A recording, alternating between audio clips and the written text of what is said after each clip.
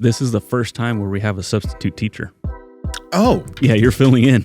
I'm the cool ethnic substitute teacher. Yeah. During your psychedelic experiences, what's some of the coolest moments that you can remember? The music that was playing just felt way more fucking beautiful.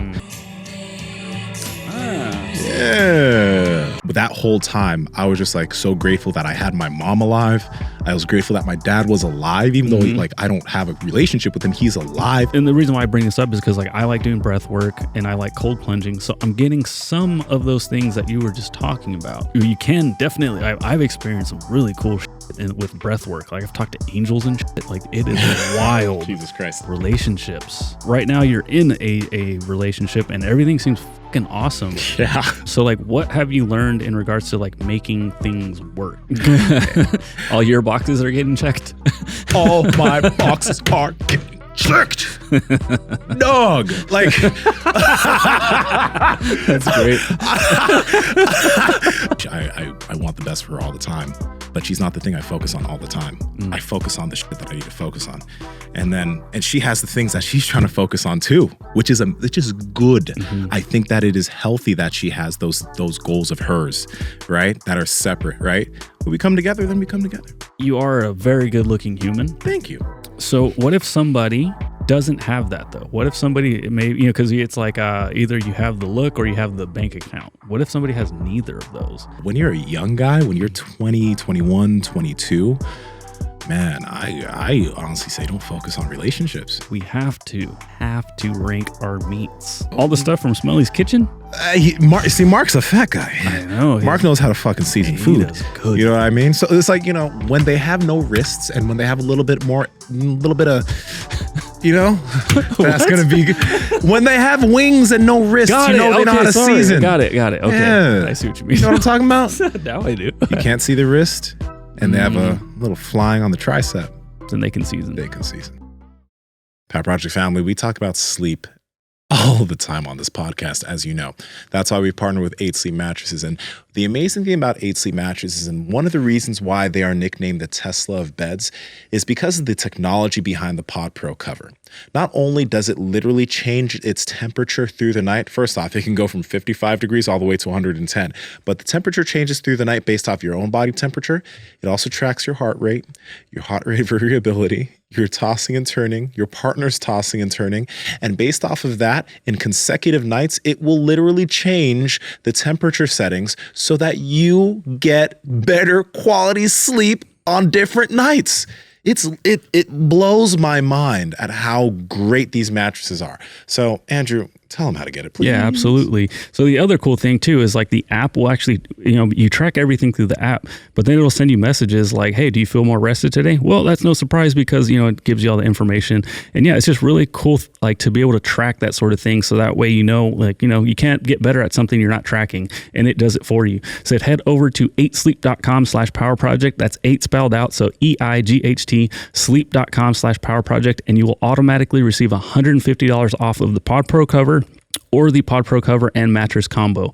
Again, no code for that. You guys will get that automatically. Links to them down in the description as well as the podcast show notes. It's been a hot minute since we've done a Saturday school, but this is the first time where we have a substitute teacher. Oh. Yeah, you're filling in. I'm the cool ethnic substitute teacher. Yeah.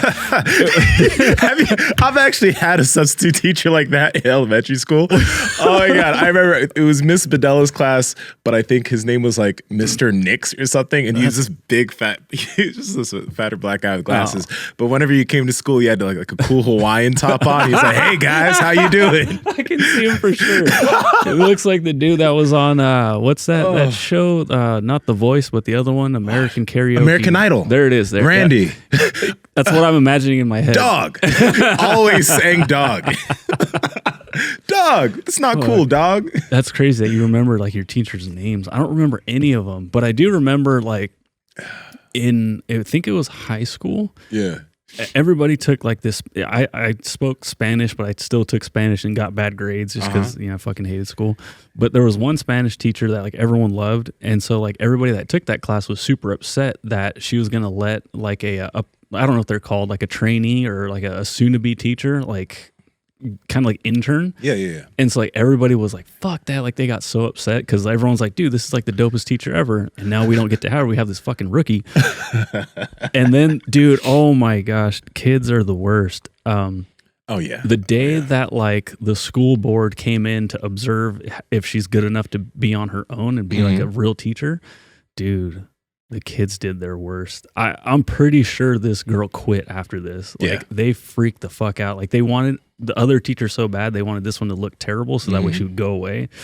But that didn't happen. What ended up happening was she was going to be done within like a week or two, but they were like, obviously she cannot handle this class.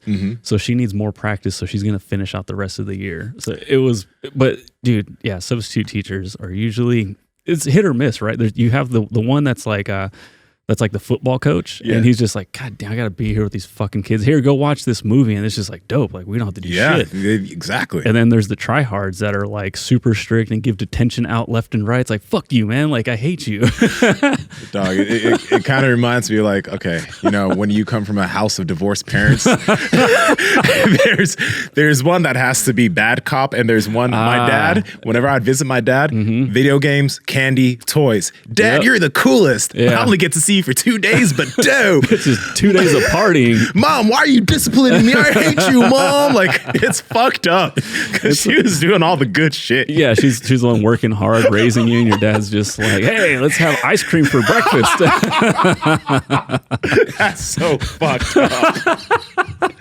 God damn, man. I love my mom. So like in our house, yeah, we do have the good cop, bad cop. And I'm just like, yeah, it's going to be hard when I'm going to have to be the bad cop and discipline them. And she looks at me. She's like, yeah, right. I was like, I know. Like our kids are going to get away with anything and everything. I already told my daughter that I don't care what grade she gets. Like it doesn't matter.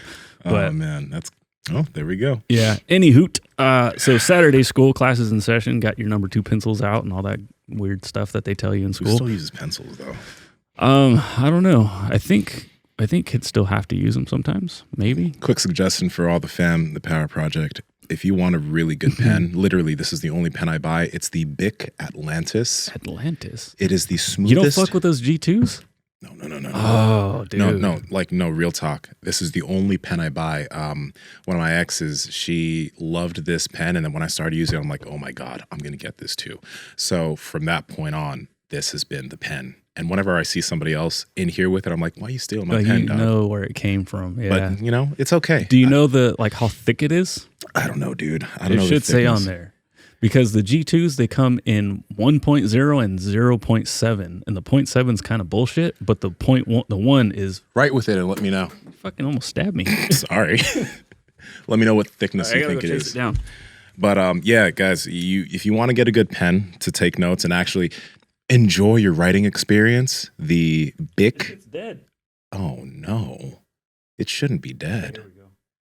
Yeah, you feel that, Andrew? Cool. I think the G2 is better. Okay, I don't care what you think. I'm going to unclip it. I don't care what you think. Underhand.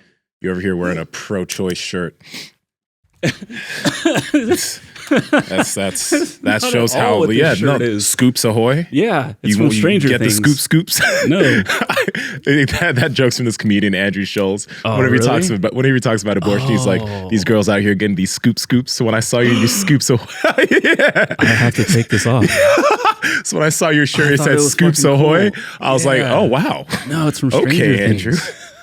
Fucking it. All right, anyway, we should get into the episode. Let's get into it. So I'm going to ask you a couple of questions, and then maybe we'll even have time to take questions from Discord. If you guys aren't on the Discord, check out the links in the description. But this is actually very fitting for today, seeing as how I noticed right away that you were a little bit giggly.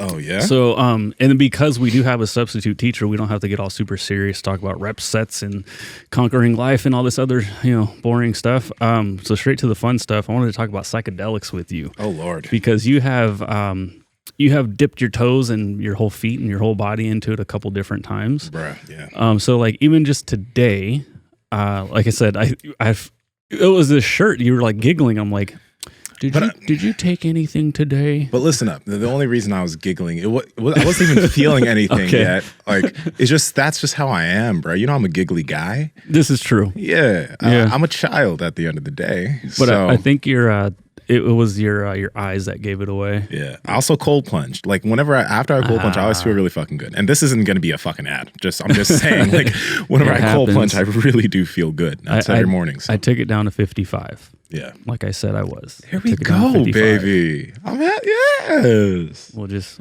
stay there. But anywho. I'm going to change the shirt you got me, but yeah, keep on. Oh, yeah. So I saw this shirt. I was buying this Scoops Ahoy shirt, which has nothing to do with abortions. And then I saw this shirt and I just couldn't stop laughing thinking about Nsima because whenever we talk about sports or certain players, he has no idea what's going on. I'm such a loser, bro. I'm such a loser. So, yeah, it just says, go sports, move the thing to the other thing. Did he score a goal? Yeah. He hit a in home the run. end zone? There you go. Yeah. But anyway, man. What so I guess during your psychedelic experiences, what's some of the coolest moments that you can remember? You know, like something just something to, because like when I've had my experiences, but just through like breath work. And so like I've taken away some really cool shit where I'm just like, whoa, like that's gonna stick with me for a while.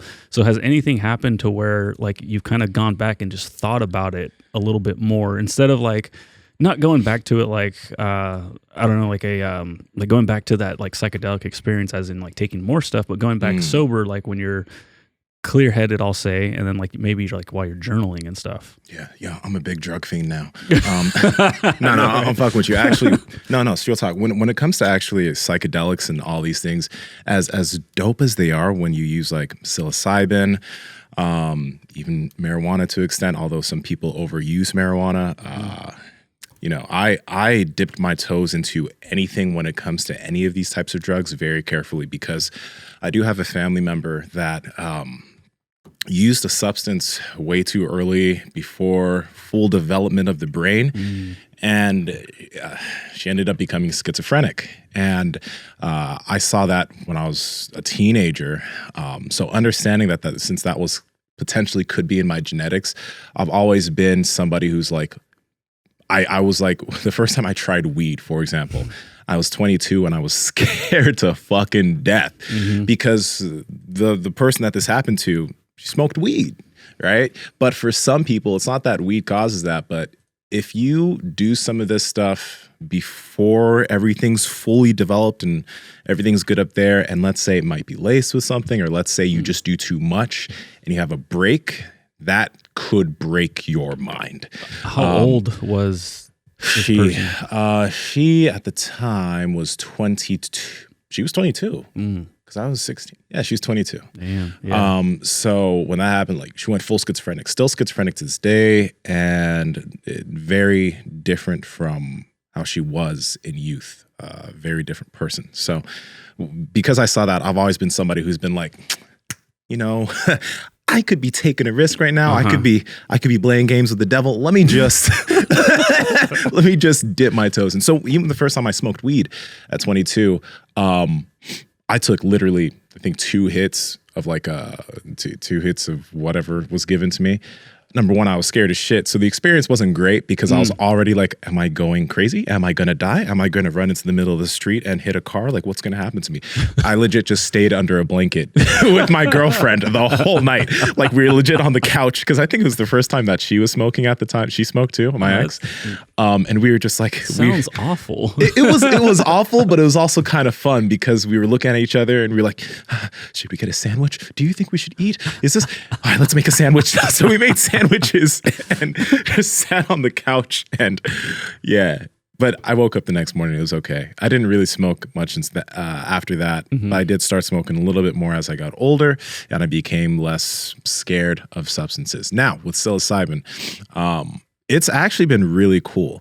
And we talk about it a lot here on the pod, but you know, as it comes to any substance, you got to be careful about, you know, the first time you try it, some people are like, just go hero dose, bro. 4 grams or bust, bro. But for me, I was like, I'm good. You know, Mark is a guy that could handle high doses of literally anything. Yeah. Anything. Literally anything. Literally anything. Like the way that Marcus said that he does mushrooms, he's like, oh, man, I took a whole handful. I just ate it. And I didn't feel it, so I took another handful, and I barely felt it. So, and it's just like, duh, like. You could give this guy fucking like mushrooms and a cup of gasoline, and he'll be like, "Ooh, that was a little spicy." Yeah, it's tight. It's a little. I have a little peck, a little buzz to my day today. Yeah. So, like knowing Mark, when he was like, "Oh, try this much," I was like, I'll try that, and I will cut it in 4. And that's what I did. That's really good. That's literally what I did.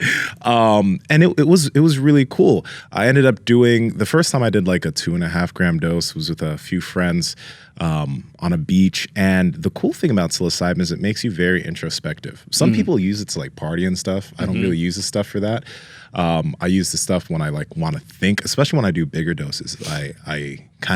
I'm like, okay, today I just want to think about stuff. I want to reflect, and it forces you to do that. I could see how you could party on that, but on a big dose of it, because I've done 2 bigger doses now. The second biggest dose that I've done was about, I think it was 4 or 4.5 grams a few weeks ago. I was just at home. I didn't leave the house. My girl was like, she was doing some stuff during the day. I was like, this is a good day. So I took like 4.5 grams, and I spent time in the house. I started moving around and like kind of dancing in a weird way. The music that was playing just felt way more fucking beautiful. There's this there's this artist, Cocteau Twins. I don't know if that's how you say it. It's an artist from the 90s, bro. And I just put on a Cocteau Twins playlist. Two? Okay. I don't know if you say Cocteau or Cocteau Twins. If you guys want to have an understanding of what this music is like, play the song Cherry Colored Funk by Cocteau Twins. It'll make you feel, you'll get a little wavy on the inside. But Cocteau. So I started moving around, started dancing, and then I sat down because I started feeling a little weird. And I was looking at my dogs because Yeah.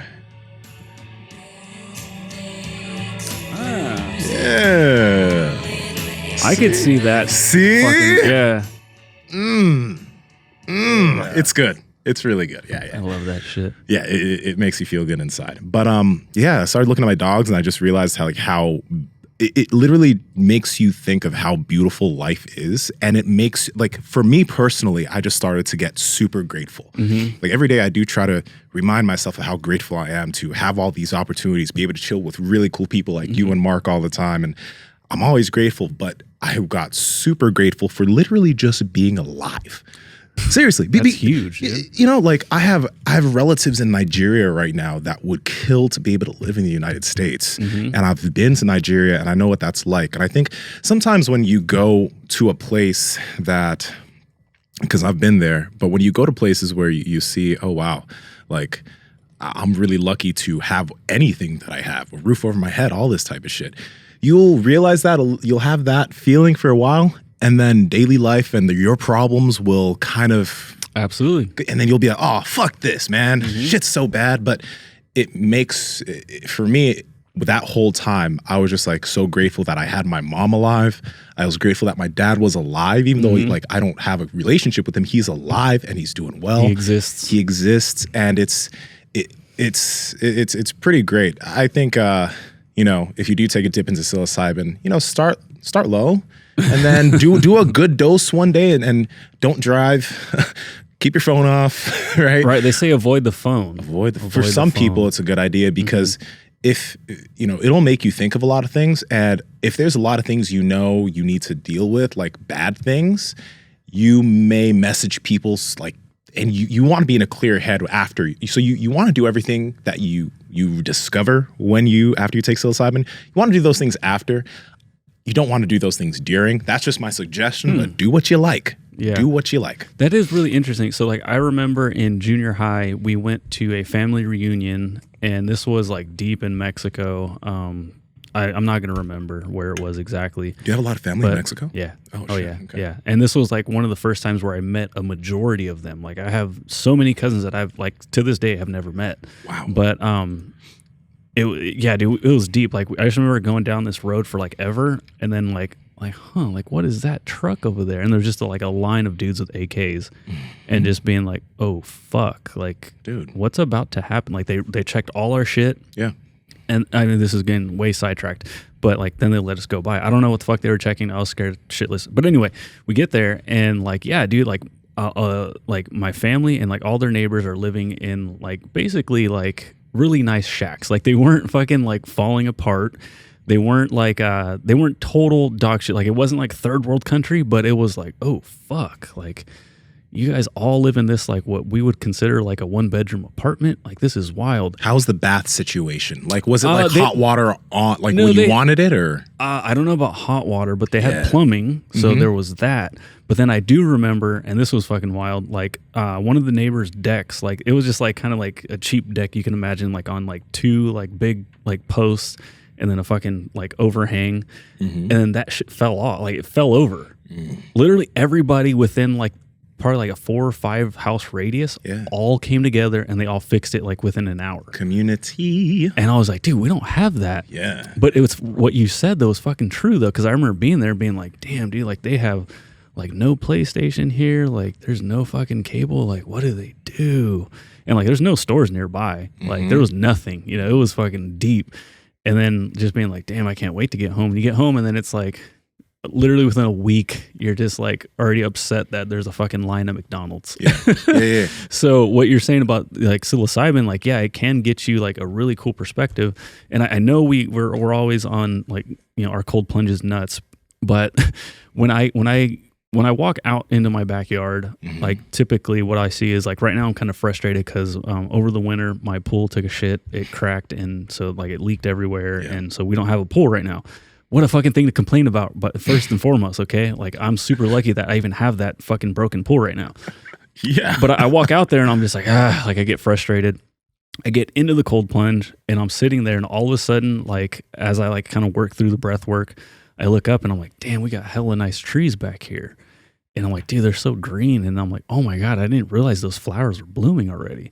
I all of a sudden get so appreciative of everything I have in the backyard. Yeah. It is so strange because like, I don't even think about it. I just kind of like, I go underwater and then like as I like wipe like the water off my face, I open my eyes and I'm like, dude, everything looks more vibrant too. And so like this is, and the reason why I bring this up is because like I like doing breath work and I like cold plunging. So I'm getting some of those things that you were just talking about on a much lower dose. But I also, what you're right though, because some people like, okay, what I explained with the psilocybin thing, it made me become present and grateful, etc. Right. Yeah. But you don't like, if you're someone who doesn't want to do that, you don't have to do that. Like you don't have to do psilocybin. That's what I was getting at. Like you can get around not putting something that you're maybe unsure of in your body. Yeah. You know, like you can kind of, you can definitely, I've experienced some really cool shit with breath work. Like I've talked to angels and shit. Like it is wild. Jesus Christ. I know. I'm just like, I'm telling my wife and she's like bursting out in tears. Like she can't believe it. And I was like, I can't believe it either. Like, I don't know where I went, but wherever I was. I know we sound like crazy. Honestly, I know we sound crazy when we talk about some of this shit, you know, but when you start doing some of this stuff, you might be surprised about the type of stuff that you see or visuals or what, any of that type of stuff.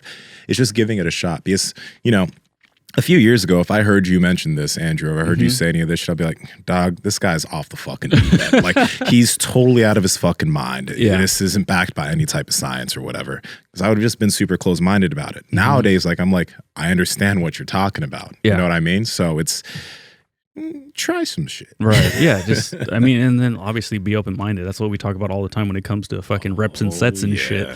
And so now we're just talking about literally opening your mind to being, you know, open. Yeah. But so you already kind of talked about like things. One more thing I do want to mention about psilocybin though, because it was like 4.5, but everything as far as the actual visual aspect of things, I stayed home. I didn't go outside in nature or anything. Although when you go outside in nature, you realize how beautiful things are. But when I was I literally stared at my dogs for like on the couch for like 45 minutes, and I was just looking at them breathe because literally it was like their fur was like it was like fluttering. It's like they were alive, but also their fur was alive, and It was That's cool. It was beautiful. Yeah. And I was just stuck staring at it for like 45 minutes. No wonder. So that's what, Marcus talked about when he was on the beach looking at the waves. Like there are these visuals. Like the wind was like different colors and stuff. Yeah. That's dude. cool. So it is pretty cool. But anyway, yeah. Yeah. No. So you were saying, like things to be cautious of and that sort of thing. So you kind of already went over that. But is there anything else in regards to like, I don't know, like people talk about like, oh, be there with somebody that already has experience. Don't do it around your phone or don't have your phone available. Is there anything else that comes to mind that you can think of before we kind of move on, at least to the next thing, in regards to like stuff like you should caution people when it comes to, taking their first psychedelic experience? Some people do. Okay. The first time I did like 2.5 grams of shrooms, I was with a few people that did have experience with it. So when things started to hit and I started to feel things, the people around me were like, you good, bro. Yeah. You know what I mean? So if you have that is pretty good. Although, if you've smoked weed before and you've been high before, then it's a different feeling, but it's not anything that feels dangerous. Mm-hmm. Don't drive, because some people some people feel too confident. They're like, no, you cannot. And psilocybin is not something you want to drive with. Especially when you go on higher doses of it, you do not want to be behind the wheel. That's just dangerous for you and dangerous for people on the road. You can go and take a walk, like go out in nature. But I'd say if you want to do things, walk, don't drive. And yeah, for some people it could be helpful. But the second time I did it and it was a bigger dose, I was fine. I didn't need anyone with me. Yeah. Did you ever have any of those like moments where it's like, oh shit, the shrooms are turning on me? Like where it went negative? No, I haven't had any times where it's gone negative, but I can definitely I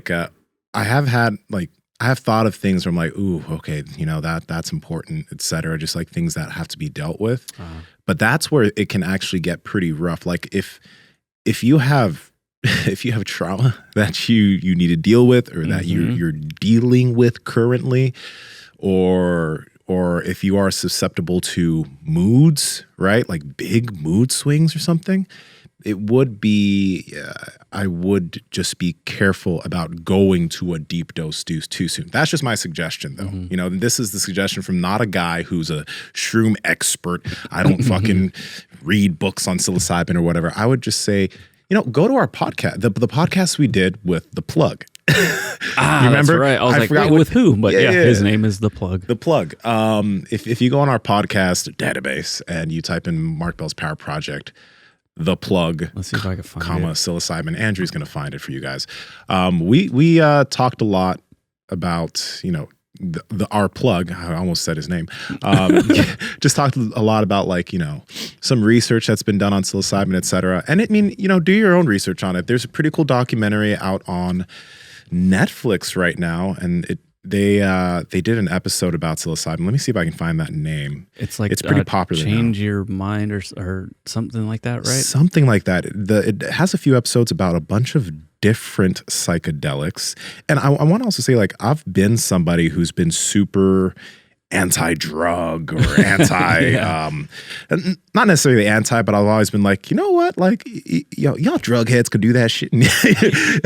I wasn't judging people, but I was like, it's not for me. You were a square bear. It's okay. I still am a square bear. I have 100% a fucking angled 90-degree square on each side. L7 weenie. So episode 578, it's Magic Mushrooms with Psilocybin Expert T. I don't even know why we called them T, but that's the one. And we couldn't have, not that we couldn't have, but we chose not to have them on screen for various reasons. But yeah, I think I started watching that psilocybin or whatever the psychedelic documentary on Netflix is. I started watching it. How to Change Your Mind. Yep, that's the one.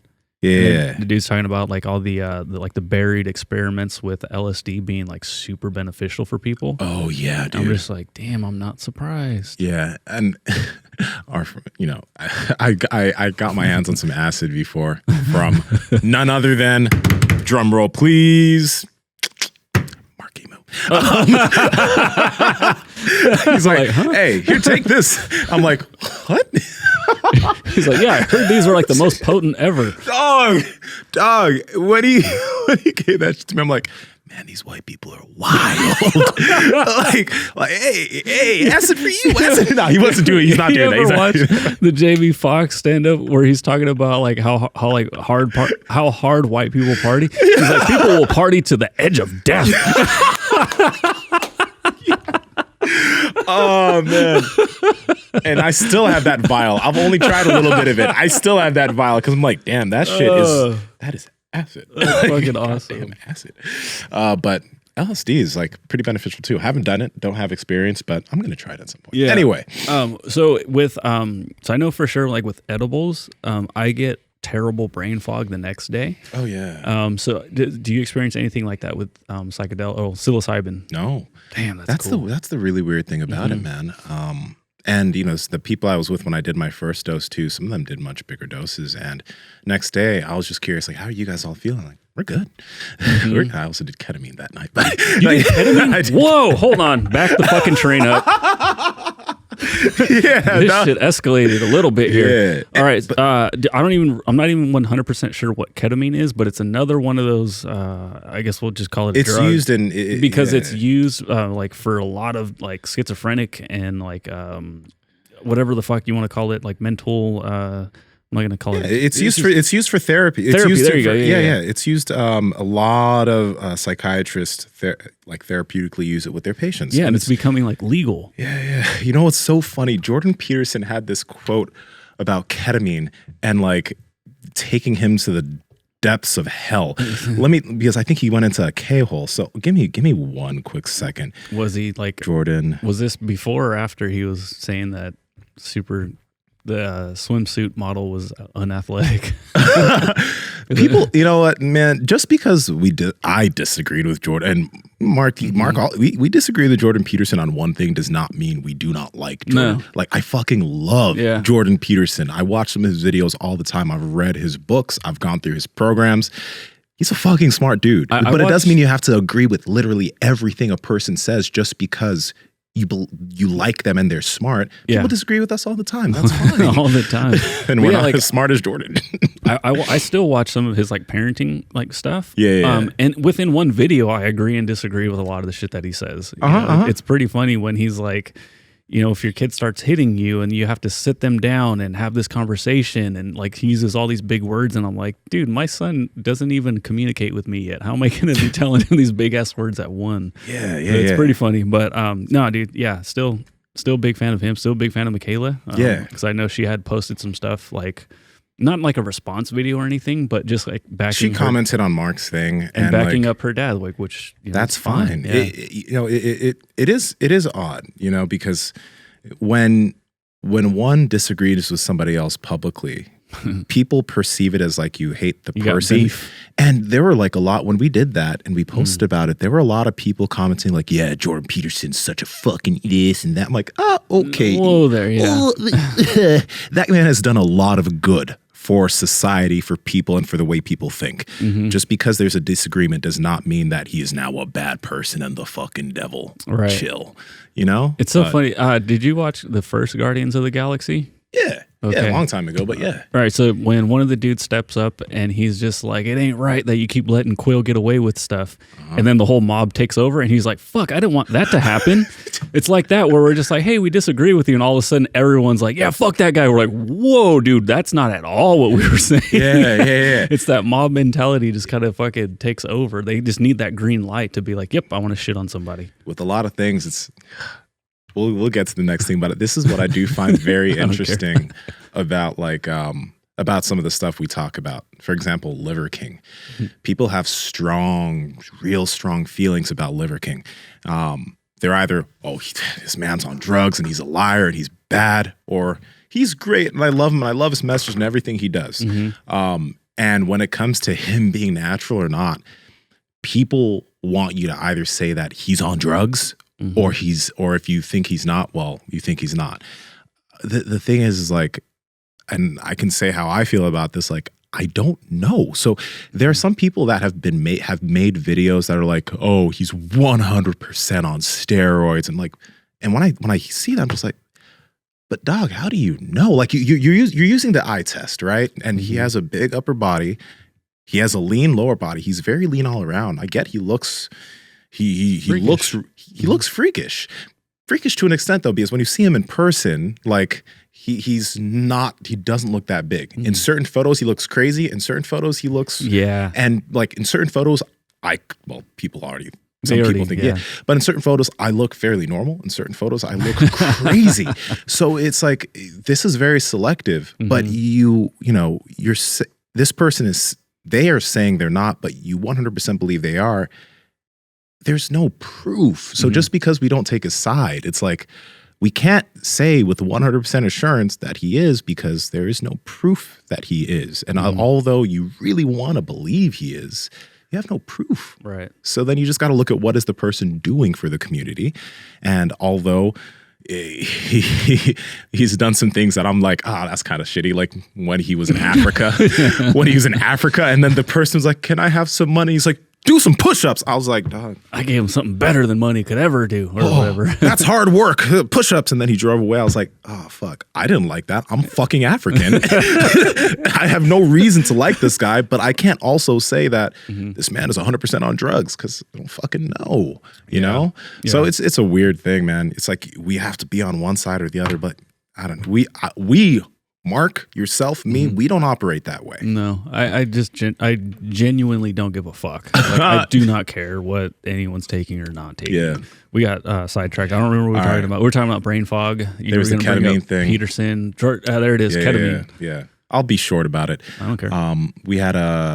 We had somebody who was actually a doctor with us when we were at this beach. So he brought a lot of things. We called him we called him the I think we called him like the drug doctor or something.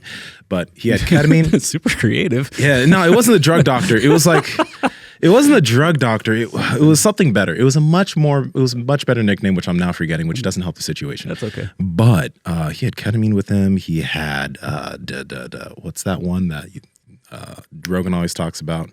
DMT? He had DMT with him. Try that. I really want to try that. He had DMT with him. He had a bunch of other shit with him. I didn't do any DMT or anything, but I did some ketamine. That's the first time I've ever snorted anything. And it just felt like you were being engulfed by a cloud. Huh.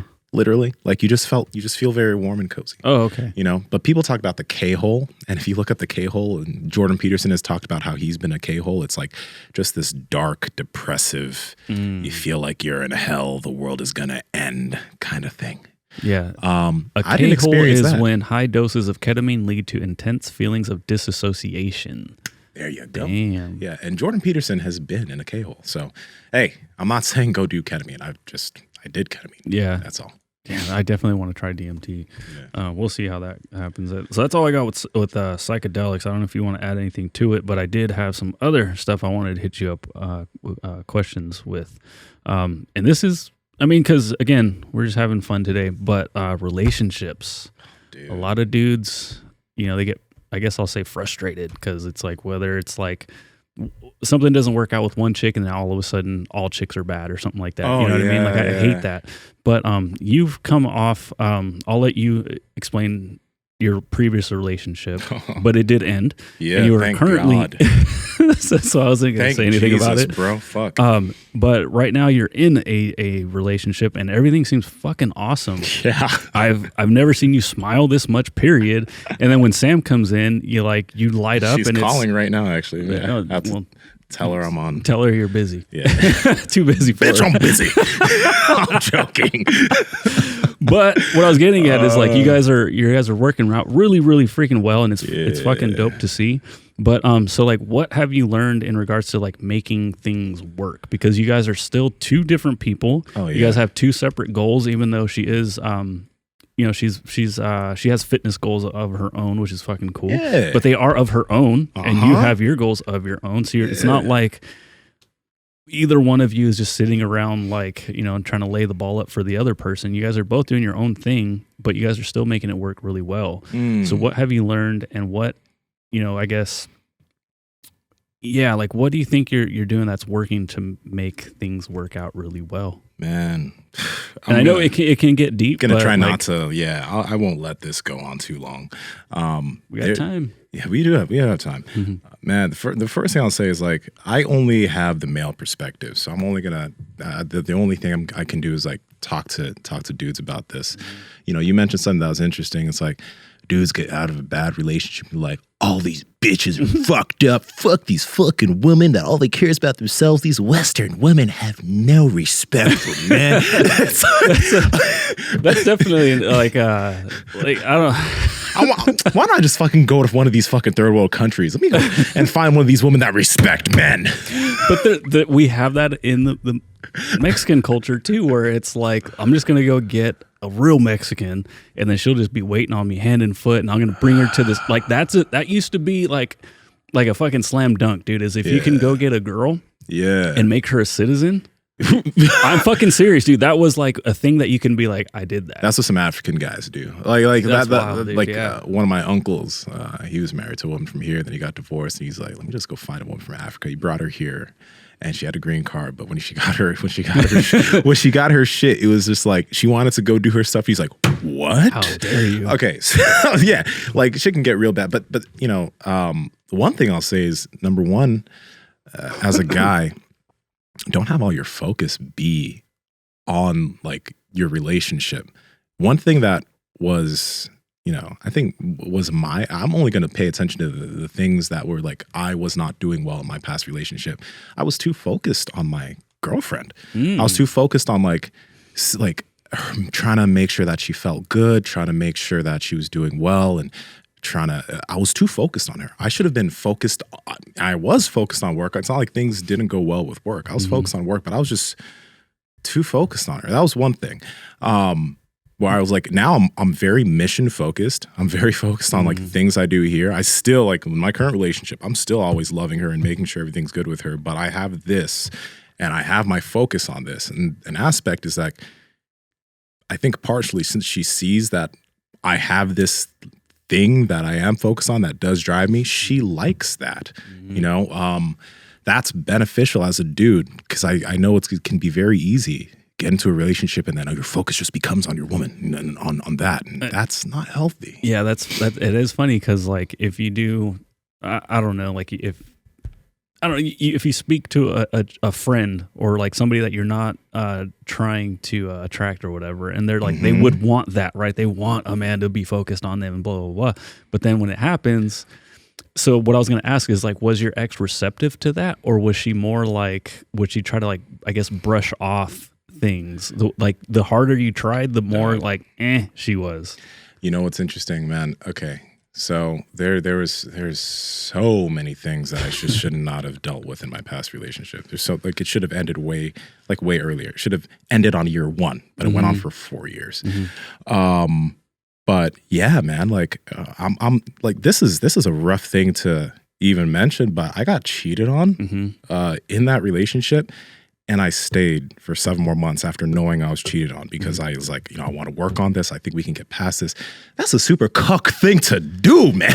But, you know, okay. And I will say this, like, I loved the woman, right? And love blind, like being in love with somebody totally blinds you. Because like, if any of my boys were like, man, my girl cheated on me, I'd be, man, leave that woman. Yeah. I would tell any of my boys that, but because I was so in love with this person, I cared so much about this person, I was so focused on trying to like, you know, be a good guy, right? I dealt with some shit that I should not have dealt with, man. And it was like, it was very, you know, I look back and I'm like, man, can't believe you did that. But you learned. I look at that relationship, I'm very happy that all the things happened. I'm very happy that I experienced that, because number one, it's funny, I have a lot of guys that come to me for relationship advice, and I don't mind, like, I don't mind giving advice about certain things, but it's funny when you're in the situation that you never thought you'd be in, you don't make the smart choices that you would assume you would make, right? So I made some stupid choices of dealing with some dumb shit. That person that I was with, you know, this is a funny thing, because people talk about violence within relationships and stuff, right? It's usually coming from when this type of stuff is talked about, it's like man, you know, laying hands on a woman. But the things you don't hear about are like, what are the situations when, because like it's, you'll see a woman slap a guy and it's like, it's not a big deal. It doesn't matter, right? It's a human hitting another human. It's a human hitting another human. An adult too. Yeah. That's why when this Amber Heard stuff came out, I was like, let's go, Johnny. Like, I was so pumped. For real. But man, like, I dealt with some of that for a while. Like when this person didn't know how to deal with their emotions. Yeah. So sometimes when they would get too mad, they'd lay hands. And I'm just like, okay, well, later on they'd apologize about it. I'd be like, okay, well, just let's not let things get that hard where you feel you need to lay hands. Right. Because that's not good. And it happened multiple times, and I stayed. Right? It's not a smart thing, but that's where it's like, number one, I think my mindset within that relationship. There's a what's the word I'm looking for? Scarcity mindset when it comes to women. Because like, number one, she was a very beautiful woman. I'm not ashamed to admit that she was a beautiful woman, but you know. You as a guy, I'm just going to say me because I'm not going to say me. You know, I was like, oh, wow, she's so beautiful, and she's doing better or whatever. I know she can work on this stuff. I'm using this dumb voice because that's how I actually was. But it's like, no, there's no reason anybody should deal with that. If somebody isn't treating you in a respectful way, number one, what that meant was like, it wasn't that she wasn't treating me in a respectful way. It's that I didn't respect myself enough to leave. That's the thing. Yeah. I didn't have enough respect for myself. That's a lack of self-respect. That's not a reflection on that person. That's not a reflection on her. That's a reflection on me, on how fucked up I was to stay. You know what I mean? Yeah, and then that scarcity mindset, especially if you find out that she did, cheat on you or whatever. And you stay like a cuck. But the scarcity mindset is just like, well, she's attractive and she's drawing a lot of attention from other dudes, so maybe I'm just going to be that dude that she sticks with though, right? Like, because I have seen that and I have felt that with my ex where it was like, damn, like all these dudes want to talk to her. Like, well, fuck, maybe if I just like make it known that, that's my girlfriend, then, you know, it'll be okay. And it wasn't okay. Yeah, dude, like no. And, it's like, I'm happy that those things happen. When I look back, I'm like, God, man, that was so stupid of you to make those decisions. But at the end of the day, I learned a lot from it. And I think that scarcity mindset's a big thing. Man or woman, if you're with somebody that is mistreating you, if you're with somebody that is not treating you with respect that you treat them with, you need to have the respect for yourself to leave the fucking situation and find somebody who you can have some mutual respect and actually, good with. The one big thing was, Sam is not like she has her highs and lows in terms of emotion. But when it comes to communication, when I would attempt to have good conversations or communicate about pretty rough things with my ex, like her emotions would start getting too high. She'd get mad. She'd curse. And at some points, like mentioned, that girl could lay hands. With Sam, we've had some tough conversations. But you know what? They stay conversations. That's important. I've never name called a woman. I don't do that, right? But like... I do it in jest, like bitch. Like I do it in jest. I let my wife know right away. I was just like, hey, I'm never gonna call you or another female a bitch. I'm like, but if I stub my toe, like that table's a bitch. Like table's a bitch. Fuck. Like if I drop something, like bitch, like I'll just yell it out. Like it's just a natural reaction. I guess unnatural, but it's just a reaction I have. Yeah, but like she has an amazing ability to just honestly just control her emotions in tough situations. And when we're when we're having a discussion or let's call it an argument, a tense discussion, right? We're not arguing, we're trying to come to a resolution. So we're discussing our disagreements, and that's what adults do. I know some people are like, oh no, you yell, blah blah. I don't think as an adult you have to yell at another adult. I think you should be able to control that shit. But for guys specifically, the scarcity mindset thing's huge. If you're in a situation and that's not good, go find somebody else. No, actually, don't focus on finding somebody else. That's one thing that I want to say. Because when I got out of my relationship, I was like, fuck getting in a relationship. I'm just going to be single. And if somebody comes, I'm going to date, I'm going to be single, I'm going to have fun. And if I come across somebody that is like, I'm like, wow, this is checks all the boxes. All right, cool. But I have my mission. the things that I'm trying to do, the things I'm trying to help people with, and I'm going to work on my mission. And when it comes to dating and that stuff's on the side. But if I find a good person that things link up with, cool. And I was like, I was literally single for a year, but I dated a lot of women. A lot of things were casual, but it was healthy because like another thing is I went into those situations like, hey, I'm honestly not looking for a relationship right now. Just letting you know so that you know what to expect. I'm not going to focus on this, right? We're dating and that's fine, but I'm not, this is not where my focus is. So, and it was great. But I think, you know, when I look at relationships, I'm like, I do want to end up getting married and having a family. There are a lot of guys, especially like within red pill and shit, like that's not their goals. And if you're not a guy, you don't, okay, marriage is not for everybody. Marriage is a lot of fucked up thing when it comes to marriage, like as far as that contract, right? Which needs to be looked at over and over again because guys do kind of get the sour end of the stick when it comes to that. Especially in California. Especially in California. Yeah. But, you know, if for me, I do want a family. I do want to be with one woman. Like, there's some guys who say that guys who want to be with women are lying to themselves. Like, you know, when it comes to sleeping with a bunch of different women, that like I think it's good for men and women to have experience with different people, but there's a point where it's like, okay, how long are you going to keep doing that? Like, there's nothing wrong with it as a man or woman if that's what you like, and monogamy is not for everybody. If you don't want to do that, that's fine. But if it is something like me, I'm cool being monogamous because, like, number one, all your boxes are getting checked. All my boxes are getting checked. Dog. Like, that's great.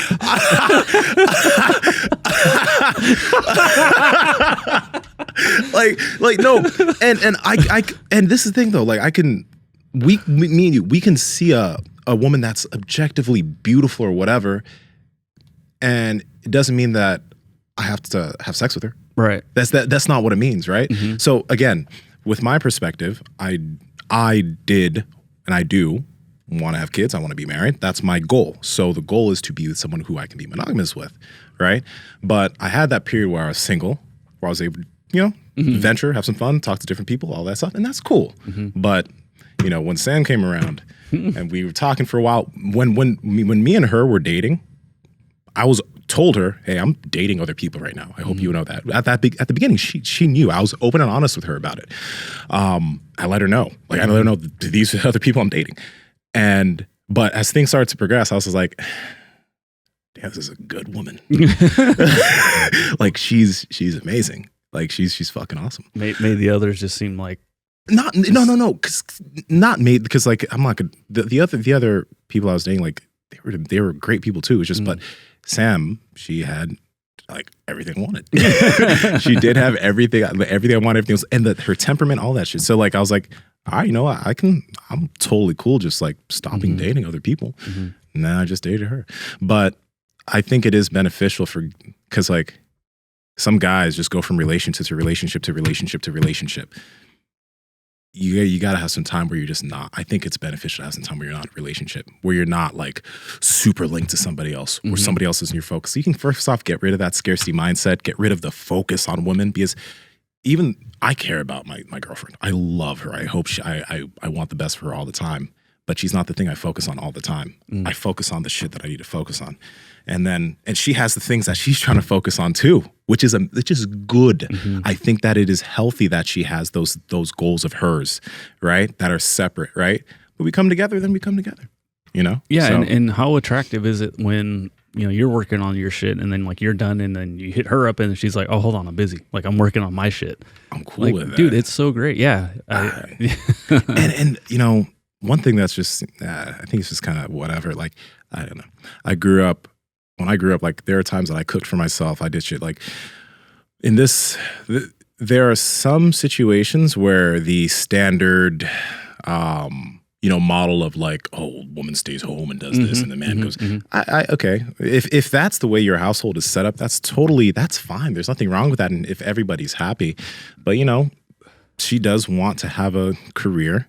And what I'm doing is good. She doesn't need, but like she wants to. And I'm like, okay, I'm pumped for you. I'm pumped for you to have your goals and have the things you're seeking. Some guys aren't looking for somebody like that. Some guys are looking for somebody who's just going to be there, like when they want something, when they want their food made, all that type of shit. Some guys want that. I cook. I cook. I do my laundry. Like we have different things that we do, tasks that we do in the house, but like, I don't know, I ain't tripping about any of that shit. So it's interesting, but get rid of that scarcity mindset. Be single for a while. Don't focus on women. Don't pedestalize women, meaning don't like, if you're in a bad situation, don't think that that's the only one, because that shit gets dangerous. But yeah, there's a lot more shit I learned from that relationship, but we can get on to the next thing because we can end up going too long on this shit right here, bro. Pat Project family, I hope you guys are enjoying this episode. Now I want to talk to you guys about 3 things that have vastly improved our sleep, because you guys know how fucking important that is at this point. The first thing are the blue light blocking glasses from Bond Charge, because they help you start producing the melatonin you need to produce before you go to sleep. Secondly, the blue light blocking bulbs, because then you can replace the lights in your bathroom, in your bedroom, the places that you frequent at night, so that when you got to turn on the lights, go peep or poo, you're not bathed in artificial light. And then the last thing are the sleep masks, so that when you are sleeping, you are covered in the dark of night. Andrew, how can they get it? Yeah, you guys got to head over to bondcharge.com. That's BON charge.com/Power Project. And at checkout, enter promo code Power Project to save 20% off your entire order. Links to them down in the description, as well as the podcast show notes. Let's get back to the podcast. No, but I 100% agree though, because like I was married, got divorced, and yeah, I am extremely grateful for that whole experience. Just mainly, again, just because of what I learned. Like, and what sucks is like I was fairly young, but young, like my mindset was a lot younger than like my age. Yeah, like I wasn't as mature as you are at your age. I was like, I was still pretty lost. But everything that happened in that relationship had to happen to get me here. Like, so like you think back, like you see the memes, like, oh, like a picture of your ex or something, and you're like, what the fuck was I thinking, or whatever it may be, like it's like a bad example, but you think that, and then I'm like, but I had to have that happen. Yeah, like it had to happen. It did. And I was the person that didn't want a family. I just wanted a girl, and that's it. I wanted to travel. I wanted to buy dumb shit for myself, and I didn't want a kid to like, I guess, muddy up and like mess up my time. Yeah. And now I'm like, oh my gosh, like, not that I wanted to do it sooner, but like now that it's here, I'm just like, fuck, I can't imagine life without like kids now. It's fucking wild. And then of course, like all the shit that we know now, like just raising my son and my daughter, like, oh my God, it's like, they're going to be fucking such cool people. Like, I'm so excited for that. Yeah, dude. Yeah. And then I guess without getting too personal, just one last thing on the like relationship side. It can be from personal experience or just seeing in general about like something that like dudes need to improve on when it comes to the relationship side. I know you've given plenty of tips right now, like in regards to like, if you want like that good home cooked dinner, start making it yourself, like that sort of thing. But like, is there anything that comes to mind where like maybe you see amongst like your friends where you're just like, like, dude, you guys are doing that. Like you should maybe get away from doing that or whatever it may be. Okay. Again, everybody's individual in terms of what they're looking for in a relationship and what they're looking for in a partner. I know like attraction is a big deal for me. All right, we're dudes. Yeah, absolutely. So like attraction's a big deal, but don't have attraction cloud your judgment on an individual, on a person, because it's like, okay, we call it devil pussy. Devil pussy. like is are you focused so much on this individual that their character is fucked up, but you're letting, just because they're beautiful, you're letting all that pass? Like, I'm so happy that sounds attractive. Like dog. Oh my God. Because like sometimes it's hard to find something that you're truly attracted to, but then like the personality and all that shit's also there, because I know in my last relationship, super attractive, but there are a lot of things where I'm just like, I can overlook that. I can overlook that. No. I think for dudes especially, because like, you go for someone you're really attracted to, right? Don't let your blind attraction to a person blind you from who they are, what they do, what they're doing. Don't like, character should always win, no matter how attractive somebody, or no matter how attracted you are to somebody. Character should always win. You know, so I think that's one thing as dudes to pay attention to. And then also, don't let your dick lead the way. Like, man. All right. Like, you know, it's very, I think I heard Joe Rogan mention this once years ago. I'm just like, that makes a lot of sense. There's the post-nut clarity. Nah, man, post-nut clarity is real. Post-nut clarity will have you be like, what have I done? He's always like, you know, before a really big decision, he's like, get your nut on and then take it, or then, you know, go to bed and wake up in the morning and make the decision. So shit like that. And you know what? I'm happy to say, post-nut, I still love my girlfriend. Like, that's important. Post-nut, I still love my girlfriend. Because in the past, be a post, I'm like, why am I here? I'd be journaling, why am I dealing with this? What's going on? And then when I get horny, I'm like, let's go. But I like, you know, so like being perfectly real, like another aspect is that, hey, you know, this is one thing that I think is super important to understand. Even though like my ex did cheat, right? I was like, oh, that's so scummy, blah, blah, blah. That's fucked up. I have the capacity to do that. I think it's important to understand, and I'm just going to speak for myself. I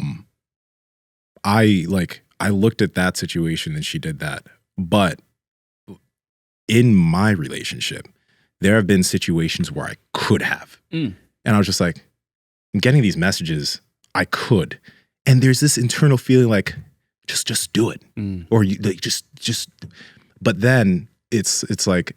Was that before or after? No. This is why I'm in my current relationship. Oh, I see what you mean. Sorry. So this is something like, I'm monogamous with my girlfriend, but I have gotten messages and those types of things, right? And I'm like, and there's times where like you feel a little like you could be weak to it, like, and I think they stop you in your tracks, is what you mean. It was. I think I was like, damn.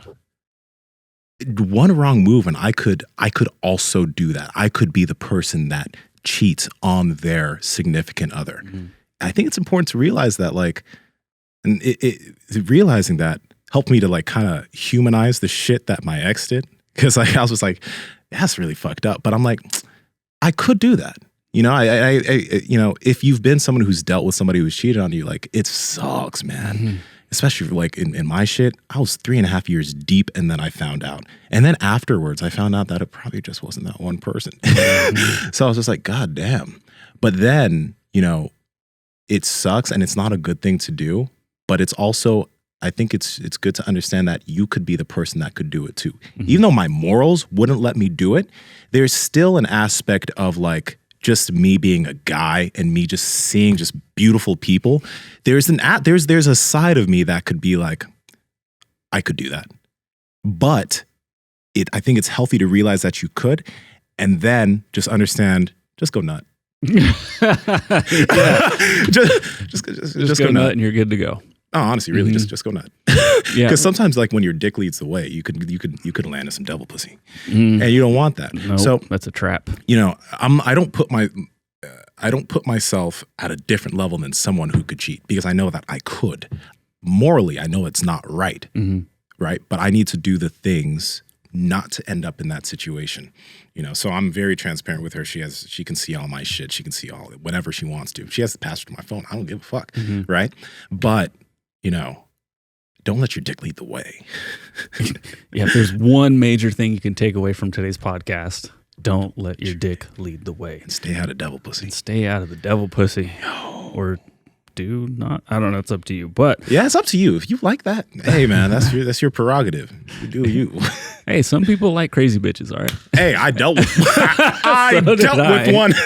Thankfully, she wasn't like physically abusive. She was verbally, but I guess that's potentially worse, because like sometimes that shit sticks around. So I'm just like, get out of my head. It's interesting though, because I talked to you and Mark about this, but I never did mention it on the podcast. As a dude, especially looking like me, I'm a 6'2", 250-pound black dude. I never did actually want to even mention that, just because of the optics. Like it's wild, like You like what? And I don't look, when I mention that shit, I'm not like, I was abused. No. Like, did lay hands. She did lay hands. But I don't look at that as like, oh, it's abuse or whatever, right? But it does it does happen to dudes. It happens to a lot of dudes that I know. But because they're guys, it's like, she just does that, right? But if I think, some guys in the audience, if you're dealing with that, I mean, think about it the other way around. If you laid hands on your girl, or if you saw a guy lay hands on a woman, is that okay? Right. No, it's not fucking okay. So it's not okay for people to lay hands on anybody, bro. Yeah, even if you can't see that situation, imagine you see a little girl slap a little boy. Like, you're gonna be like, whoa, what the fuck? Like, you might laugh because sometimes it's kind of funny, but you'd still be like, hey, you probably shouldn't be doing that. And then so in a relationship, it's like, or a relationship as an adult, you're just like, what? Like, this doesn't make any sense. Like, double standards are funny in that way though, because like sometimes I'm like, I see news articles of like weird freaky high school teachers that are kind of hot and they banged a student. I'm like, man, if I had that teacher in high school, but I'm like, oh God, wait, she just did something traumatic to that young boy, to that 16-year-old boy. But if I was that kid, just knowing me at 16, I'd have been like, I ain't dealing with no trauma, yo. The only trauma is that. I traumatized that pussy. I'm causing trauma. Oh God, what's funny, dude? And then there's fucking Adam Sandler made a movie about that. Did he? It's with Andy Samberg. I forgot what it's called. Oh, man. But yeah, Adam Sandler had sex with his teacher, and they ended up having a kid, and that kid ended up being Andy Samberg. And like, it's fucking hilarious. It's a good movie. I can't remember what it's called. Was Adam Sandler supposed to be an underage kid? At the time he was. But the kid, I don't know if it's like actually his kid, but the kid looked a lot like him. Okay. But yeah, it was another kid that played young Adam Sandler, and then it's fucking funny. Vanilla Ice is in it, like randomly. Damn. He does a pretty good job. You saw that basketball movie with Adam Sandler? I loved it. It was good. Hustle? Hustle. Holy shit, dude. I am a fan of that movie. I watched it after you mentioned it. I was like, wow. Like, I'm surprised. Like, first off, that basketball player, he's in the NBA. I wasn't sure. Yeah. Yeah, he's in the NBA because I'm like, damn, this is actors actually good at basketball. But he plays for the Celtics. So, yeah, but it was a good movie, Hustle. Dude, that shit had me cheering. I was just like, come on, dude. And then, dude, my son got into it. Like, when they're playing basketball, he's like clapping and shit. I was like, this is fucking cool. So I highly recommend that movie. Great Hustle. underdog story. Yeah, exactly. That's what it is. So just before we wrap up things here, because you're talking about like, don't let your dick lead the way. Don't focus on yourself. Don't necessarily like chase women. Like, even though you didn't say that, but that's kind of like what we're talking seriously, about. Don't. But when people hear you say that, like, Nsima, you're jacked, you're tall, dark, and handsome. You have a lot of jiu-jitsu skills, which all these things you weren't given, but you are a very good-looking human. Thank you. So what if somebody doesn't have that though? What if somebody because it's like either you have the look or you have the bank account. What if somebody has neither of those? How does somebody start to build some confidence? Well, we talked about this in the last podcast, dude. It's like, it doesn't come all down to the way you look. Let's be real though. You, as a guy, and I have a friend of mine that I've talked to about this. When you're younger, like I'm 29 now, dude. Like I'm 29. I've been doing the career stuff in terms of the fitness stuff for like 9 years now, right? I've been doing that for a while. I've been doing this podcast with you guys for like past 3 or 4 years. So I wouldn't say I'm at my peak, but I'm at a place where like now I'm like trajectory has been going up for me for a while. But when you're a young guy, when you're 20, 21, 22, man, I honestly say don't focus on relationships. Focus on improving yourself. We talked about this, I think, before. Like, guys we have to focus on, number one, we are looked at for what we do. That's a big thing. What you do. Like what do you bring to the table? Truly. Looks can be important, but what can you improve about your looks? You can improve your fitness. Right? Like, the reason I look this way, I've been training for a long time. Right? So like, the looks aspect of it, you can become fit. You can change that aspect of yourself if you're not in shape, right? You can become in shape. You can become somebody who has a physical presence when they enter a room. But it doesn't, if you don't have those things, that's why, like I mentioned, focus on your mission, focus on your thing, your career goals, the things that are going to put you higher in the marketplace. Because when we look at it really, like, we had Rel Tomasi on the podcast, and dating nowadays is very, very different from it was decades ago, before social media, because now people are not limited to dating people in their zip code. People can date people in another state. People can find someone on social media that they find super attractive, DM them, and fly to them, or get flown out. Yeah. That's a baller move right there. yeah. Seriously. I know a lot of girls who get flown out to different places. Like that happens. So at the end of the day, like, as a dude, it's harder because now you need to, what makes you valuable. Makes you valuable. People are going to hate that term, but people will hate that term, but I'm going to use that term here because it's an important distinction. It's like, you got to do some shit, and you need time. I think like when I was 21, bro, I was working sales in a commercial gym, right? And I was figuring certain things out. And at that time, to be perfectly honest, I was fit, but I wasn't very valuable. All right, like just that's like huge, when it comes to the overall marketplace, right? But I needed time to develop. And if you're a young guy, you need to give yourself time to develop. And that might also mean you need to give yourself time to not be in a specific relationship. Because one thing that does happen is if you're in a relationship, and sometimes relationships end up really well, that like two people that just love each other, because love is super important, don't get me wrong, they will stick with each other through very hard times.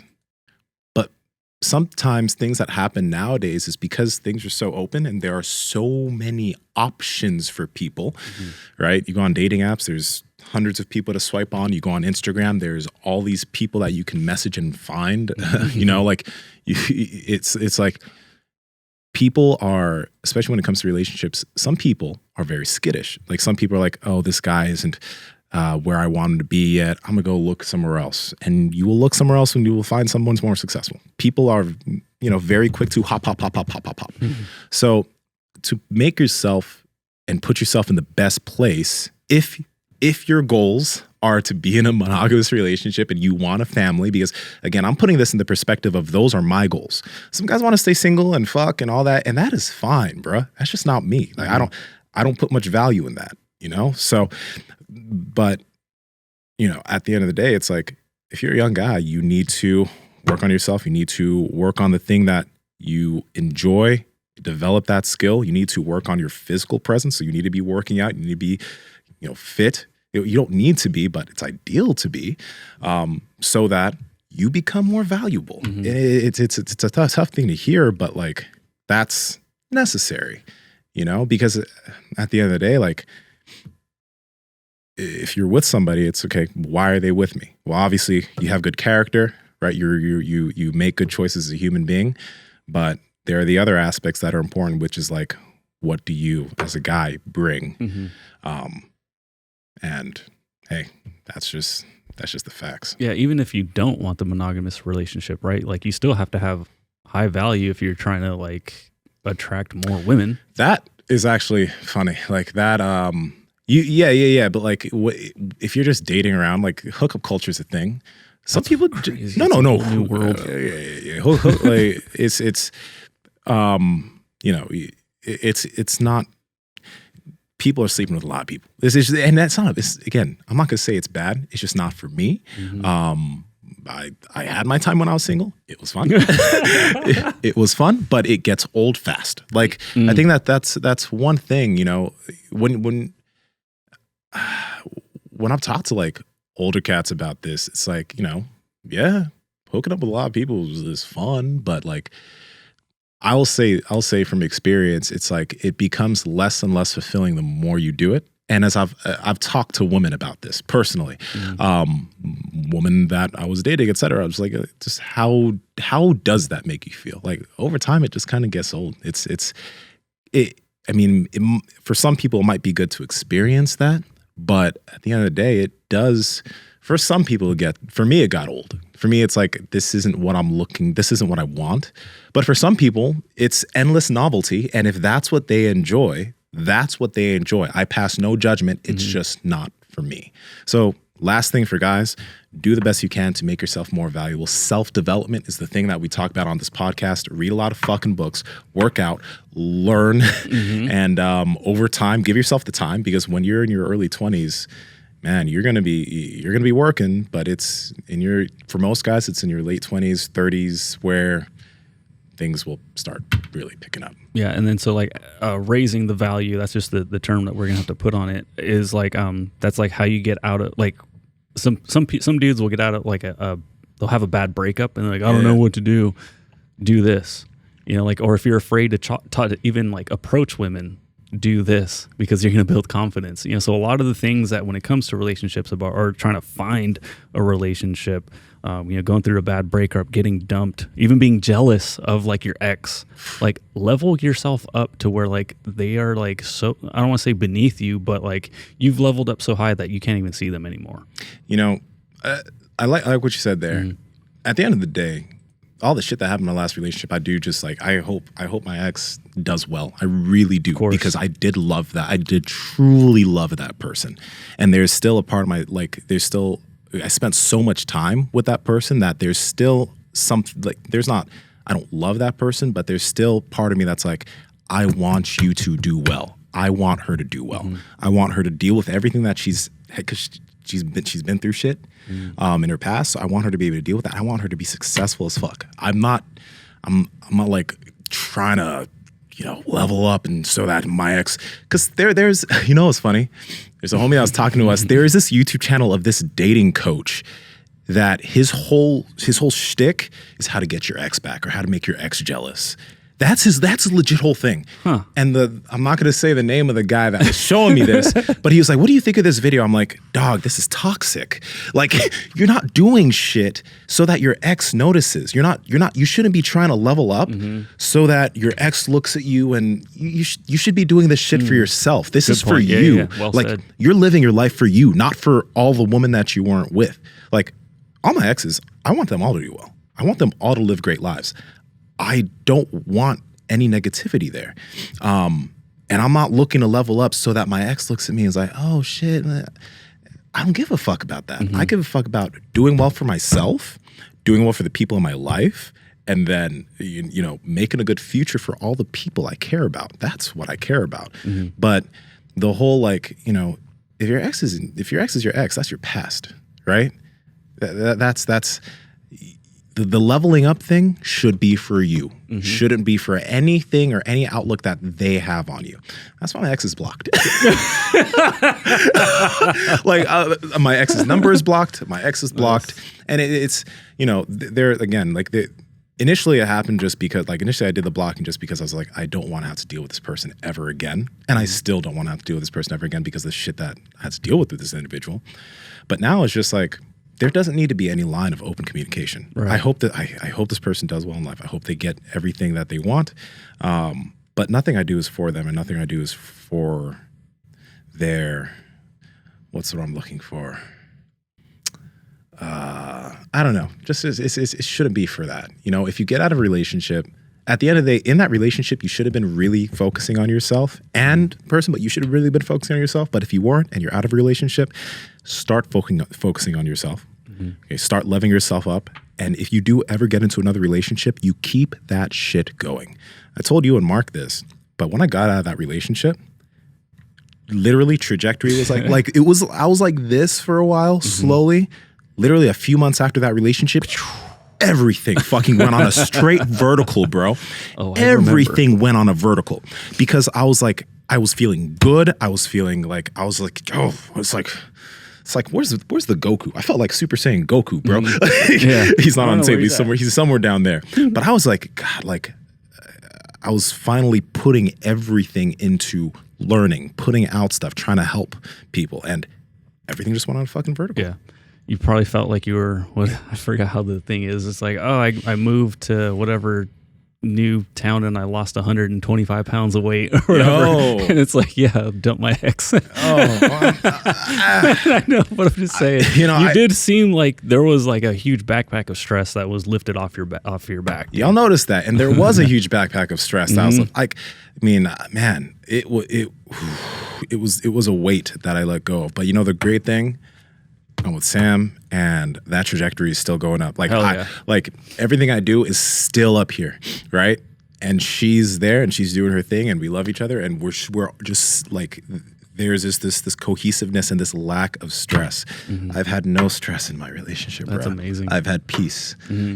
Like it is good. And that's how it should be. Peace. I do see. I know we're kind of keep rambling on about this, but like.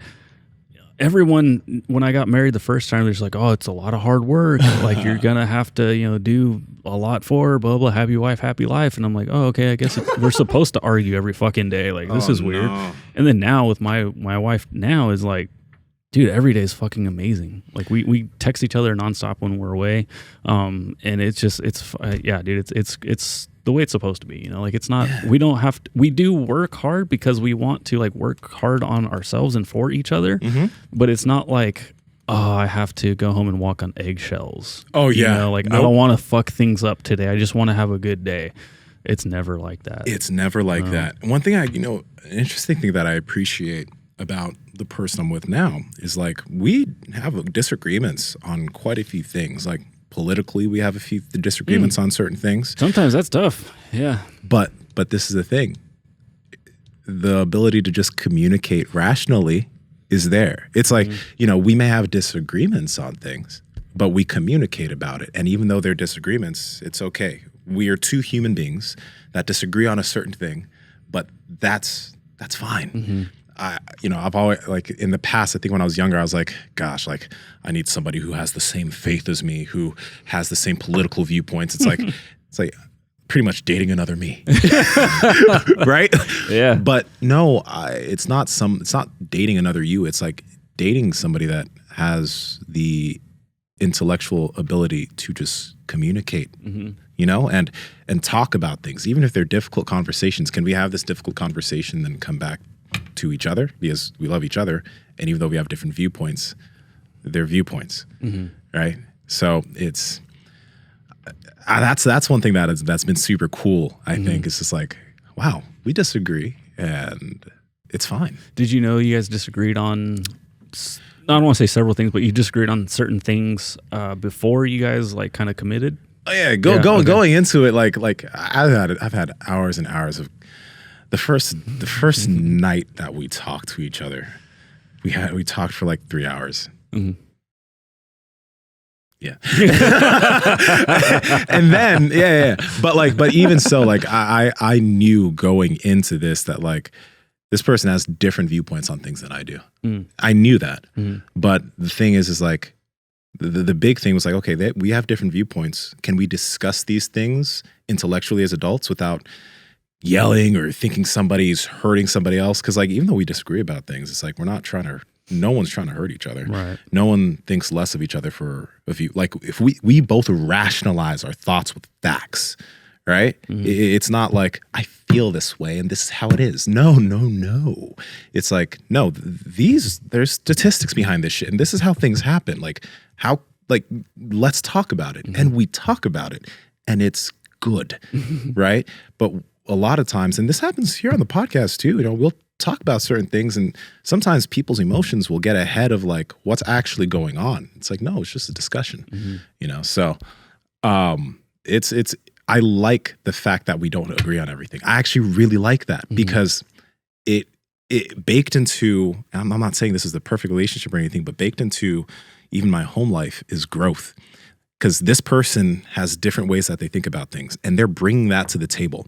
So without me trying, I'm gaining new perspectives on things. Without me trying, I'm not going out and seeking this, right? But she's bringing those perspectives and bringing those to my eye. And then I'm like, oh shit, I need to think. Okay, then how about this? How about this, right? And then we spar with it. We have like, we talk about it, and we come to some conclusions, and I'm bringing certain things to her. that she disagrees with, but then we talk about it. Figure it out, yeah. We figure it out. So it's like there's mental growth baked in, and I'm just like, oh, this is great. Yeah, that's such a dope way to look at it too. Yeah, man. That's fucking cool, dude. Well, like I said, dude, I'm happy for you guys because, like I said, I've never seen you smile this much, and I'm so appreciative that you guys found each other.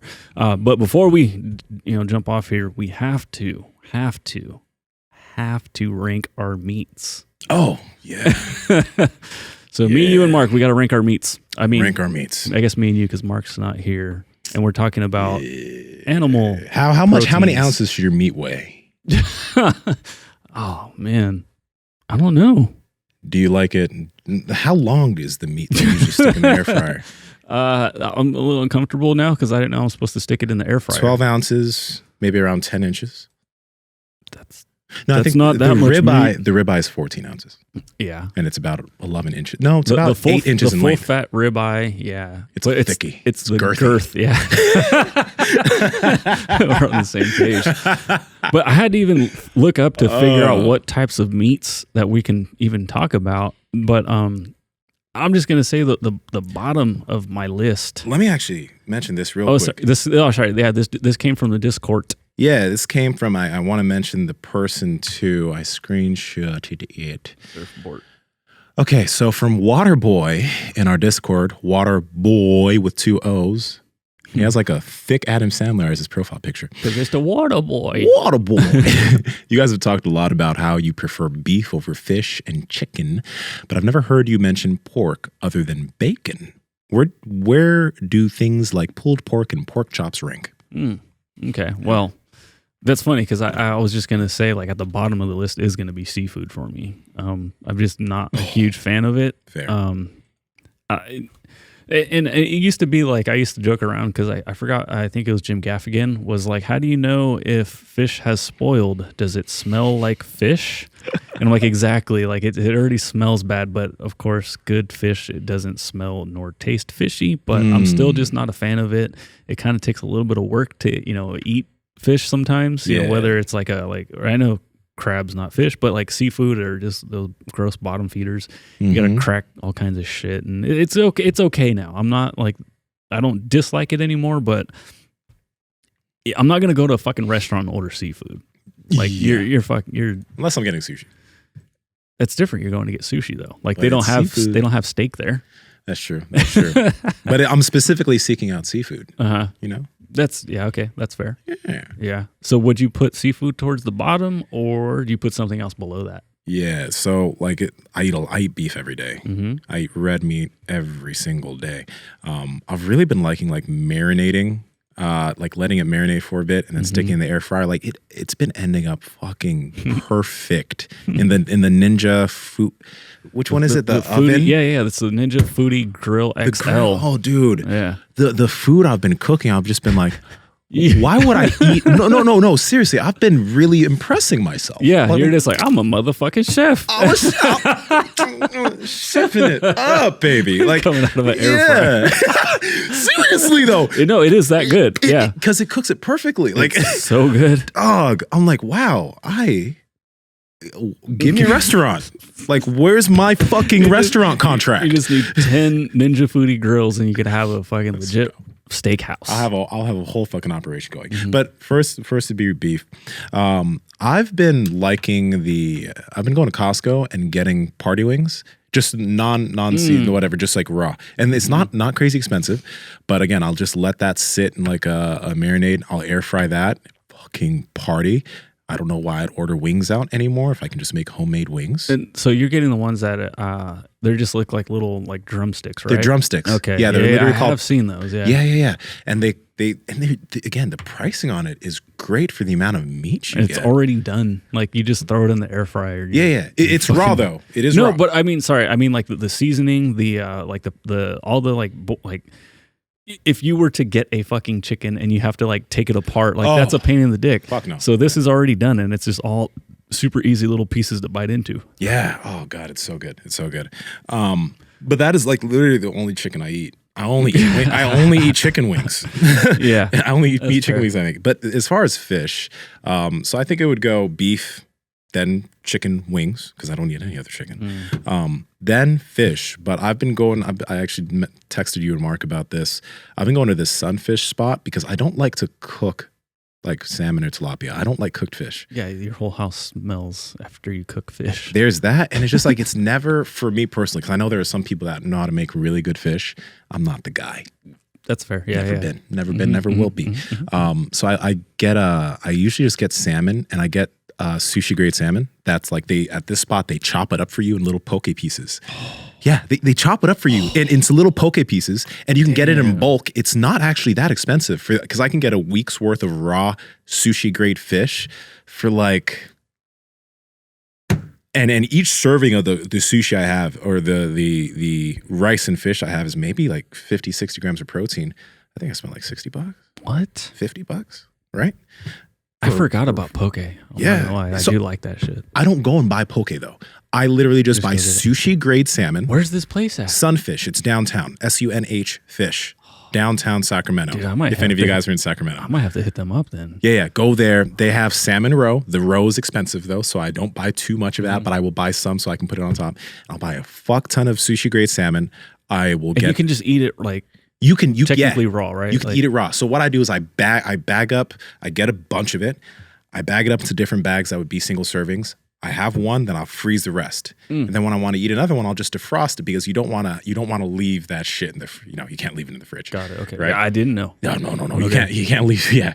So you can leave it in the fridge for like a day or two, but after that, like, you probably want to cook it. So like, okay, let's say I freeze it and I want to eat it tomorrow. I just take it out and put it in the fridge tonight. You can put it in the fridge. I usually just put it on the counter in the morning. Okay. Yeah. And then by the time I get home, it's defrosted, put it on top of rice, put some soy sauce on it, some maybe furikake, and I don't maybe know if what that last thing is, but that sounds fucking good. Furikake is this like seasoning that they have at the poke spot, but they also sell it at Sunfish.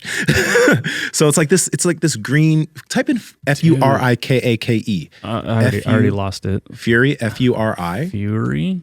Kake, Kake. Keki. Yeah, it came up right away. I don't know if I'm saying it right. Furikake, Furikake, Bukake. I don't know. But I sprinkle some of that shit on top of some white rice and bukkake. some sushi grade salmon and tuna.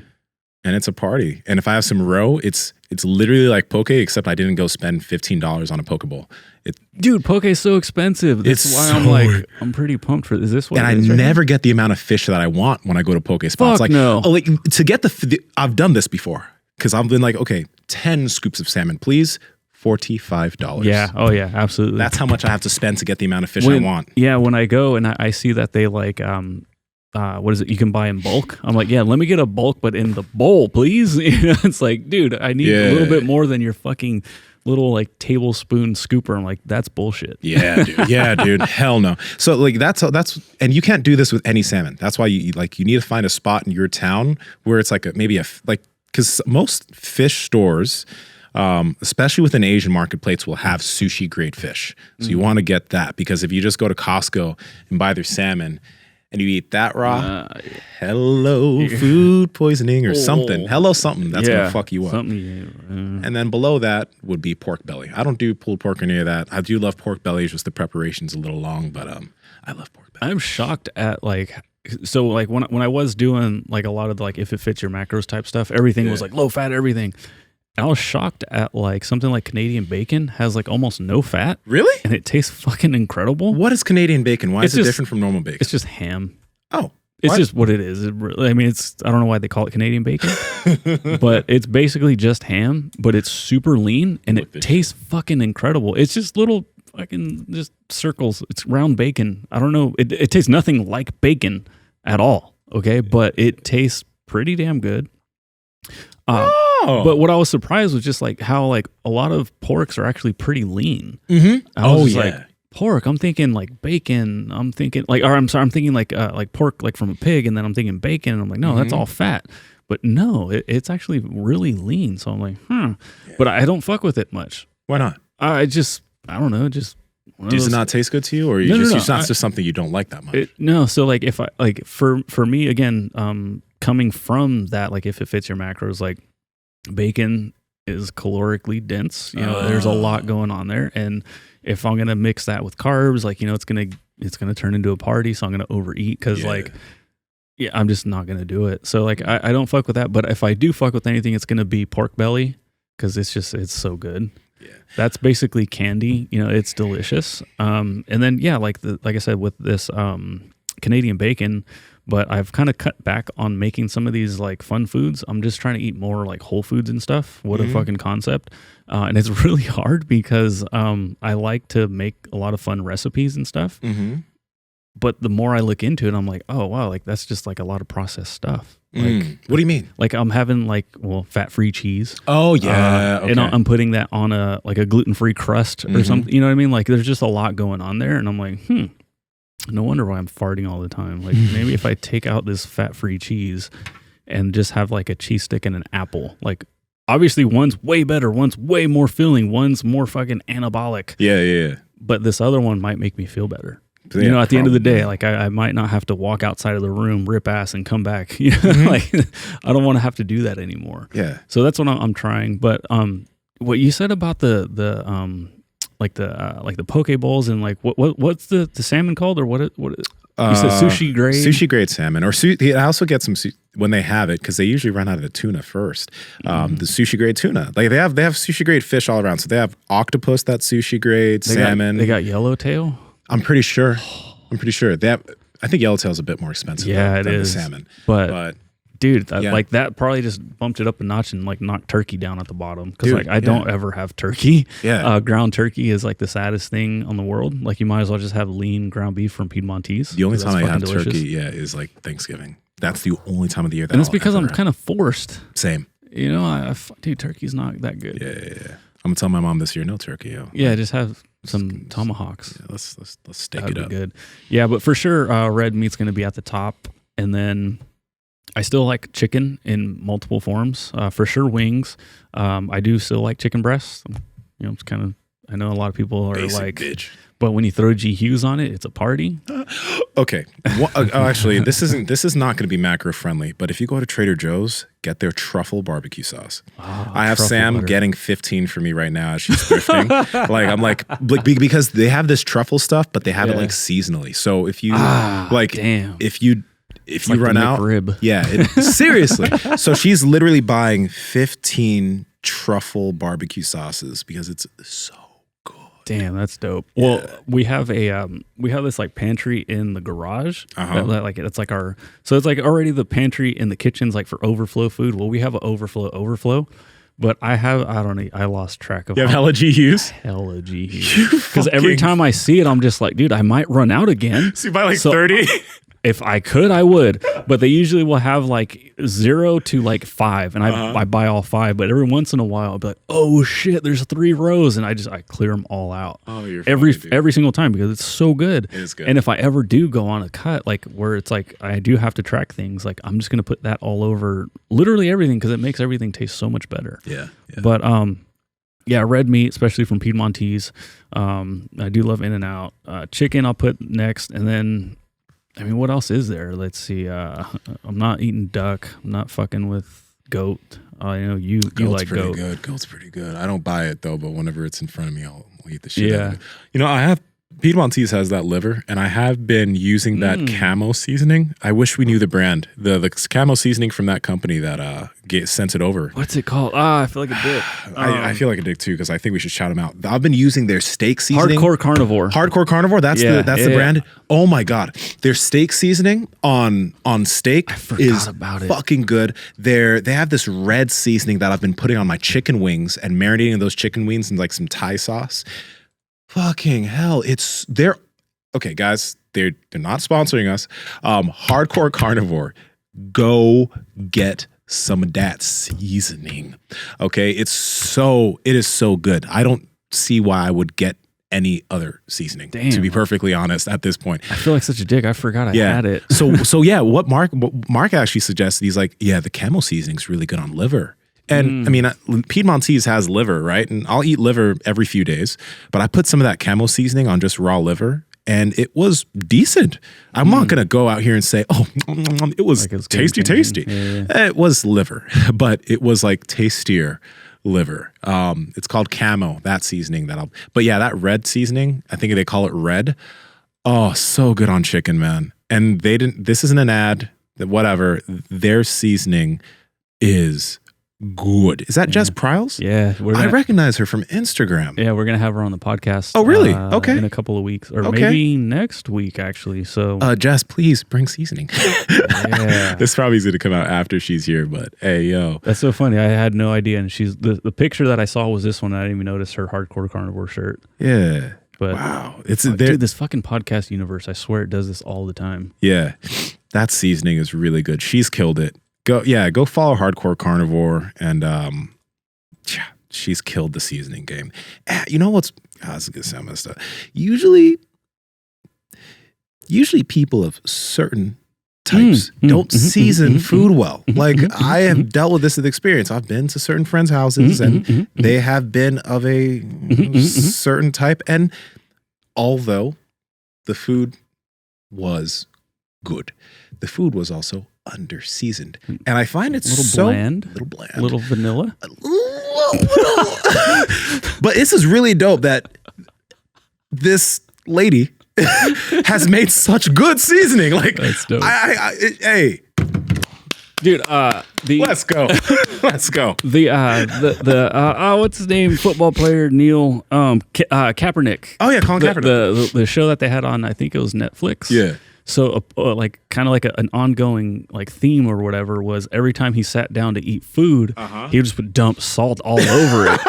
So his mom, like adopted mom, I believe, right? She, like because his favorite player was Allen Iverson, and so she was like she couldn't figure out like what did they do to like their hair, like what's going on there. So she asked a bunch of people, embarrassingly, like went to like black people and was just like, what's it called? And like, how do you get it done? So she's talking about cornrows. Yeah. So she finds somebody that can do it. And of course, like it's in a house. It's not like in a barber shop or, like a hairstylist, like salon. There you go. And so they go there, and like Kaepernick feels at home. Like this is how they're portraying it. So don't know what the fuck actually happened. Yeah. But he feels at home. He's just like, oh, this is cool, And then like, are you hungry? And the mom's like, no. And he's like, yeah. And then so he grabs a plate and he starts eating. She's like, oh, he's gonna need lots of salt. He likes to salt his food, and he eats it. And he's like, I don't need no salt. Oh, yeah. So hey, that show will make you a fan of Kaepernick. I'm not gonna lie. Like they did a good job as far as doing that. Don't know if any of the events are true. Yeah. But like I think they did a good job. Yeah. I do think. I think it's somewhat of a misrepresented stereo. I will say I've had a lot of food from some of my white friends that has been under seasoned, but I also have quite a few white friends that know how to season. Dude, it's like all the stuff from Smelly's Kitchen. Mark's a fat guy. I know. Mark knows how to fucking season food. He does good. You know what I mean? So it's like, when they have no wrists and when they have a little bit of, that's going to be, when they have wings and no wrists, they know how to season. Got it. Okay. Yeah. I see what you mean. You know what I'm talking about? Now I do. You can't see the wrist and they have a little flying on the tricep. Then they can season. Okay. That's funny. I think that's it, dude. We're good to go. We're DTF. Oh, good. We're out of here. All right. That was fun. So hopefully you guys dug today's Saturday School with the Substitute Teacher. Thank you, Nsima, for taking on these questions. Yeah. I know, like, I didn't tell Nsima anything. I was just like, don't worry, I got some shit. And he was just like, oh. So everything was on the fly. If you guys dug today's episode, please hit that like button and drop a comment down below on anything you guys found interesting, or maybe if you guys have some more questions. And thank you, Waterboy, for that question from the Discord. So make sure you guys join that Discord. Links will be down in the description as well as the podcast show notes. And please subscribe. And like I said, hit that like button on your way out. Turn on all those bell notifications. We would sincerely appreciate that. And please follow the podcast at MB Power Project on Instagram, TikTok, and Twitter. My Instagram, TikTok, and Twitter is at I am Andrew Z. And Nsima, if people want to find you, yeah, where are you at? Real talk though, go to that Discord, yo. Everyone in there is so cool, and we'll be taking questions from the different channels in there and answering them on here. So if you guys want to be able to have a lot of your questions answered by us or maybe guests, join the Discord. Links in the description. At Nsima Inyang on Instagram and YouTube. At Nsima Inyang on TikTok and Twitter. Mark, I'm at Mark Smelly Bell. Strength is never a weakness. Weakness is never a strength. Catch y'all later. Bye. That was a little bit better. A little bit. I got to practice though. I haven't put in much practice. All right, bye guys.